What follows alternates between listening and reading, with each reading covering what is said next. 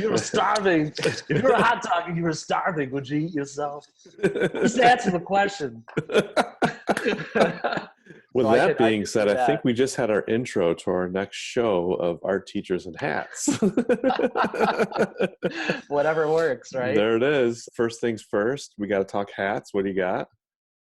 So today, so this is a Pittsburgh Steelers hat. You'll find me wearing a lot of these during our episodes because Pittsburgh Steelers junkie. I read their news every day. I'm a diehard fan, and I got a lot of Pittsburgh Steelers hats.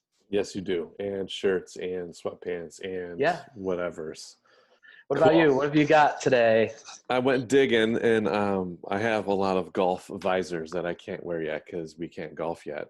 So I was like, I'm going to get in the golf mood and try on a golf visor. And I'm a golf ball snob, and I only hit Titleist Pro V1. So I got my Titleist hat, and I also think I have the Yankee logo snuck in there too. So our Teachers and Hats episode 2. I didn't start the timer. Hold on here. Yeah, that's a good idea. Yeah, I got to do that. 15, so I'm right? going to set it too. Yeah. We were talking earlier about the different things that we learned in doing this. I was always wondering where we were with our conversation. So I'm going to set a timer too. And I got it going. So Sweet. yeah. Yeah, my mother, she got a little mad. She only lasted 6 minutes, she said. And she's home recovering from hip surgery. So I was a little offended that she has nothing to do and is not mobile, and she still wouldn't watch it. I was like, oh, thanks, Ma. No, that's my Andy. He's on TV. Yeah, so she's like, I couldn't make it past 6 minutes, so we got to make sure my mother makes it past 6 minutes. So what's on our list? What do we got here? So we're going to talk about our experiences with works of art, and we want to talk about a disappointing experience we had, and we also want to talk about like one of the best moments we had seeing a work of art in person. So I think that's a really important place to start. Yeah, let's start with worst. Let's get that out of the way because I still think it brings up a really good topic, and there'll definitely be a positive spin on this. Would you like me to start with what I have? Check this out. So I'm going to share my screen, and I'm going to take you to probably jump over my favorite one. Oh, teaser alert. We'll get to that. That's the other one. That's the other one. Oh man, I'm already blowing it. Okay. So anyway, here is my worst experience with a work of art. And not because of the artwork itself. I mean, you're familiar with this piece, I'm sure. This is Salvador Dali's Persistence of Memory. I think of back to when I was in high school and I saw this for the first time. I think about what experience as an artist does to the way that we perceive the work.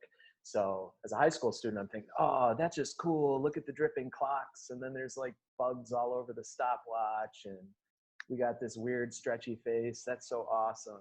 Like that's 1990s Denner talking, viewing a work of art. But I look at it a lot differently now. So I'm curious, what's your impression of the work? So I have not seen it in person. So, but I remember seeing like, not like a copy, something of it. And I remember the sheer scale of it. Because when you project it on a wall or you see it in a poster, it's like the Star Wars poster behind me. You think it's huge. Right, yeah. And then you see it in real life and it is like this big. Yeah, and that's where my disappointment came in. I planned a trip to go to MoMA to see it, and I was super excited to see all the awesome works of art in that gallery. But I was really looking forward to the Persistence of Memory, and I didn't do my research beforehand. So I'm expecting, I've seen a lot of Salvador Dali pieces. I've been to the Dali Museum in St. Petersburg, Florida, which is amazing, by the way. And the biggest disappointment was I tried to find it in the room and didn't even see it at first. Yeah, you know, I've been to MoMA twice and I've never seen it. That's how much I've not paid attention to it because you can walk right by it. Yeah, it's kind of in a dark area. It's off in the corner. I stood by it and I just felt like, you know, boom, boom, boom, boom, bam, at my Price is Right moment, and just, you know, it was a letdown. Yeah. I think what hooked me as the high school art student was how he bended reality, but still gave us believable shading, lighting. There's a sense of realism without it being realistic. And those were things that I valued as a high school art student in my own work, and I still value as an artist today. I still admire those qualities about the work, and I guess really the letdown was just expecting something that was more grandiose, more large and in your face and really powerful. And instead of getting a shout, I got a whisper. I'm still okay with the That's great. whisper. That's great. Yeah, that's a great analogy. And it is cool. It's almost like it's a painting Photoshop painting. Everything looks realistic, but it's bent and contorted and dreamlike. So it's a cool painting, and skill wise, it's amazing. His Yeah, work is really absolutely. cool. And then it's also weird too. I remember reading a biography about him in college, and it was like eye-openingly weird about him and where the ideas came from, and it really kind of turned me off to him. Yeah. So ever since then, I've been like, I'm good with this guy. Like so, if you like his work, don't ever look him up and read about him. Mine goes along the same vein too. When you're talking about disappointment, so Yep.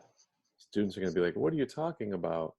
So here's my disappointment here: the Mona Lisa, right? Oh yeah, there she is. Yeah, so I saw her last February with you, and then maybe 6 years before that with my old students at Bloomfield.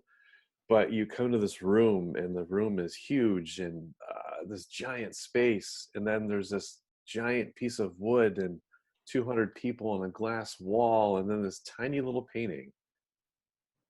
And you're like, oh, that's it. That's it. And you can't get close to it. You can get probably within like 10, 12 feet of it. The lights dim every like 2 minutes. You know, it's just, you're there, you want it to be awesome, and then it's not. So, but our tour guide last February, she gave us like a cool like 30-minute history lesson on it. And everyone asked like, why is this so popular? And her answer was basically some editorialist, a writer in like the 1920s or 1930s said it was cool. Yeah. And everyone listened to him, and then it became as what it was, you know. And that's an important fact about art history too. I say this a lot to my students, but if you look at the entire abstract expressionist movement, all of those artists weren't made famous necessarily by their work, but by how the critics responded to their work. Right. So a really good art critic can take an average artist and make them seem amazing. And that's not to say that Da Vinci was average by any means. Da Vinci was definitely a genius and an amazing draftsman, and really, really strong in terms of the few works of art that he created in his lifetime. I think of how a lot of really good musicians do things like they say they want to break down the fourth wall. So basically that's just getting one step closer between them and their audience. What the Mona Lisa does is it creates a fifth wall, a sixth wall, and a seventh wall between what it does with the layers of glass and the distance, the rope that tells you how close you can be, and then the lights. And then the cool part too, it wasn't there when we were there. It was, I think it was being cleaned or it was taken down, I'm pretty sure. But if you're looking at the Mona Lisa, behind you is a painting that probably is, I don't know, 30 feet or 20 feet by 15 feet. And it's like this massive piece, and it's beautiful. I don't even know I can remember who made it, but it's beautiful. Yeah. And I'm like, that's more impressive than this tiny little painting of a random woman in Florence, Italy. Anyway, so that was my worst. But there's other stuff to go along with the Mona Lisa, but I want to keep mindful of our time so my mother can still pay attention. Yeah, absolutely. We want to keep her hooked. So we went from worst. All right, so we want that best moment, right? So I saw for the first time, when I was in college, I took a class called Italian Baroque Art. And if it ain't Baroque, don't fix it. They didn't have to fix it, but they changed things so drastically in that time. And there were a whole bunch of great artists out there. Perhaps the most well-known Baroque painter is Caravaggio, and his work is absolutely epic. It's one of my stunning, faves. dramatic. He's another story of the artist versus story of the art person. So we definitely have plenty of content there. There was a famous woman artist during that time, and her name was Artemisia Gentileschi. A common subject for all artists during that time period were stories related to the church specifically, and mythology and things like that. And a common subject was Judith slaying Holofernes. You can see multiple versions of this piece, but to see it from a woman's perspective, I thought was extremely powerful, because here's a story of a woman slaying somebody being told by a painter who is also a woman. The power in this piece, the drama, the light, the composition, it's grotesque, but it's still really strong in terms of what's happening. There's a lot of action going on. When I saw this in person, I was emotionally touched. I took a moment, and it definitely brought some tears to my eyes. I can help with that. The power that we had. Oh, there it is. Nice. Yeah. You didn't get the one of me with the Mona Lisa, though. I was that guy. I have that one too. Of Mona Lisa. Oh, I'll go grab that one too, but I found this one real quick. What I love about your picture in front of one is you were so excited about it, and two, you can see the sheer scale. Absolutely, yeah. Oh my God, like the scale of it is just, oh my, and this is like the bottom floor of the Uffizi. Like it was like buried in a corner. You didn't know it was there. You came around the corner, you're like, oh, that's my favorite painting. I'm like, what? And there it was. Yeah. Well, and even look at the lighting and the color here. So this is an example of how viewing something digitally never compares to being there in real life.